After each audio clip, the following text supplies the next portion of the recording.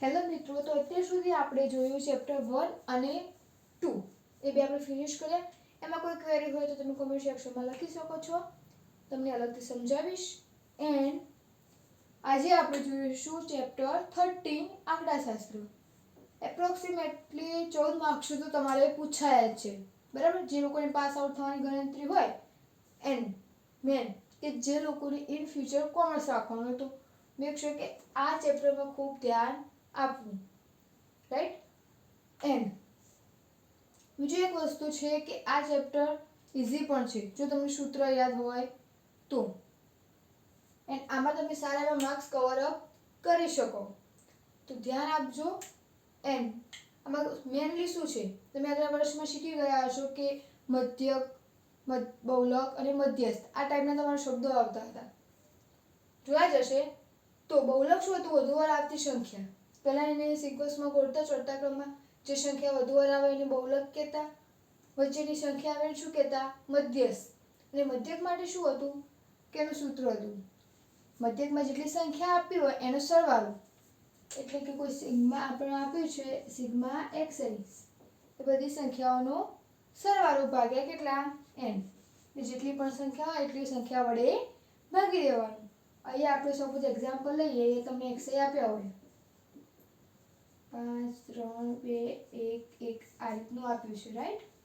હવે આનો સરવાળો શું થાય? Sigma xi is equal to 5 6 7 8 9 10 11 12, right.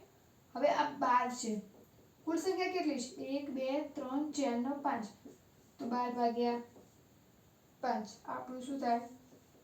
મધ્યક. એટલે કુલ સંખ્યા છે નીચે લખવાની, અને આ આપણી સાદી મધ્યકની રીત હતી. હવે તમને શું કીધું છે? આમાં ચલની કિંમતો આપી હોય, એટલે અહીંયા ચલની કિંમત આપી હોય, ચલની કિંમત આપી હશે. સમીકરણ જે હશે 10 થી 20 ને બધું નહીં આવતું એ ટાઈપનું હશે. ચલની કિંમત આપી હશે અને આવૃત્તિ આપી હોય, બરાબર. આવૃત્તિ ફ્રીક્વન્સી. ચલની કિંમત આપી હોય અને આવૃત્તિ આપી હોય ત્યારે મધ્યક, ત્યારે મધ્યકનું સૂત્ર શું થાય? તો ચલની કિંમત એટલે xi, આવૃત્તિની કિંમત એટલે fi. તો તમારે પહેલા અહીંયા xi આપ્યું હશે, અને કદાચ આવૃત્તિ ના આપી તો તમે શોધવાની થઈ શકે, પણ ત્યાં સુધી આપી જ હોય. xi આપ્યો છે, અહીંયા fi તમને આપ્યો હશે. હવે આ બે સંખ્યાનો જે ગુણાકાર છે, સપોઝ 2 3 6 1 5 4 આ રીતનું હોય, તો તમારે fi અને xi શોધવાના. 3 2 6 6 1 6 5 20. હવે આનો આખો સરવાળો કરવાનો, રાઈટ. આવા બધી સંખ્યાનો સરવાળો 6 2 12, તો એ કેટલા થશે?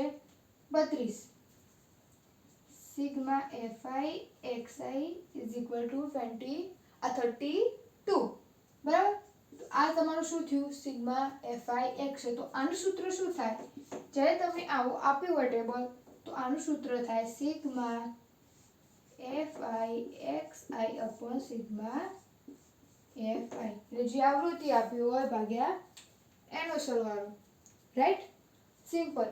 એવું જો આ તમે બુક્સમાં લખ્યું હશે i બરાબર 1 ને અપ ટુ n, એટલું બધું યાદ રાખવાની કોઈ જરૂર નહીં. આટલું સૂત્ર તમે યાદ રાખશો ઓટોમેટિકલી તમને યાદ આવી જશે, બરાબર.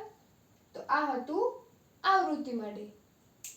હવે આપણે જે ત્રણ રીત છે એ અલગ અલગ રીત તમને એક દાખલામાં સમજાવીશું. નેક્સ્ટ વિડીયોમાં આપણે ઉદાહરણના જે છે બુક્સના એના સમજાવીશું. પછી એ પરથી જે બી દાખલા છે, સ્વાધ્યાયના હું બધા નથી ચલાવતી, જે થોડા ટફ હોય અને આઈએમપી હોય એ દાખલા હું અહીંયા ચલાવું છું, રાઈટ. તો બીજો વિડીયો આપણે નેક્સ્ટ પાર્ટમાં જોઈશું. આ વિડીયો તમારા બીજા ફ્રેન્ડ સાથે શેર કરજો, અને કંઈ પણ નવા આઈએમપી કે અપડેટ જોઈતી હોય તો ટેલિગ્રામ લિંક છે ડિસ્ક્રિપ્શન બોક્સમાં મેં મૂકી દીધી છે, તો ત્યાં જે ચેકઆઉટ કરી લેવી. એન્ડ સબસ્ક્રાઇબ કરવાનું ભૂલવાનું નહીં, જેથી કોઈ પણ અપડેટ આવે. બિકોઝ હું તેમાં નોર્મલ આઈએમપી નથી મૂકતી, કોઈને જરૂર હોય ને કોઈને ટેલિગ્રામમાં મેસેજ આવે પર્સનલ કે મારે આ વસ્તુ જોઈએ છે તો જ હું તેમાં અપલોડ કરું છું. તો જેટલા બી મેં અત્યાર સુધીમાં મૂકેલા હશે કોઈને કોકના માટે જરૂર હશે તો જ મૂક્યા છે. તો તમે કહેશો તો ત્યાં પણ તમને આઈએમપી જે જોઈએ મૂકે, બિકોઝ મારે સોશિયલ સાયન્સ છે, મેથ્સ એન્ડ સાયન્સ આ 3 સબ્જેક્ટના ખૂબ આઈએમપી પડ્યા છે. તો એક્ઝામ ટાઈમે જરૂર પડે તો તમે કહી શકો છો.